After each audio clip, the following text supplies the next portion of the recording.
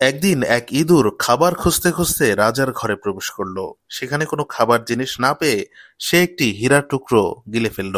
এদিকে হীরা চুরি হওয়ার কারণে রাজপ্রাসাদে হুলস্থুল কাণ্ড বেঁধে গেল।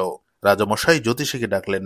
গণনা করে জ্যোতিষী বলল, হীরার টুকরোটি একটি ইঁদুর খেয়ে ফেলেছে। সেনাপতি হীরা উদ্ধারের জন্য ডেরা পিটিয়ে পুরস্কার ঘোষণা করল। এরপর এক শিকারী রাজসভায় এসে বলল, সে ইঁদুর মেরে হীরা উদ্ধার করবে। শিকারী যখন ইঁদুরটির খোঁজে বের হলো তখন সে দেখতে পেল হাজার হাজার ইঁদুর একে অন্যের সাথে দল বেঁধে চলাচল করছে। আর একটা মাত্র ইঁদুর সবার থেকে আলাদা এক জায়গায় একটি ইটের উপর বসা, যেন সে সিংহাসনে বসে আছে। শিকারী তখন ওই ইঁদুরটিকে হত্যা করে তার পেট চিরে হীরার টুকরো বের করে রাজার হাতে তুলে দিল। রাজামশাই অনেক খুশি হয়ে শিকারীকে তার প্রাপ্য বুঝিয়ে দিয়ে জিজ্ঞেস করলেন, হাজার হাজার ইঁদুরের মধ্যে তুমি কিভাবে বুঝলে যে এই ইঁদুরটাই হীরা চুরি করেছে? শিকারী তখন মৃদু হেসে জবাব দিল, এটা খুবই সহজ রাজামশাই। মূর্খ যখন হঠাৎ বিত্তবান হয়ে যায় তখন নিজেকে অন্যের থেকে আলাদা মনে করে, নিজের জাতির সঙ্গে চলাফেরা এবং মেলামেশা বন্ধ করে দেয়। এই মূর্খ ইঁদুরটাও তাই করেছিল।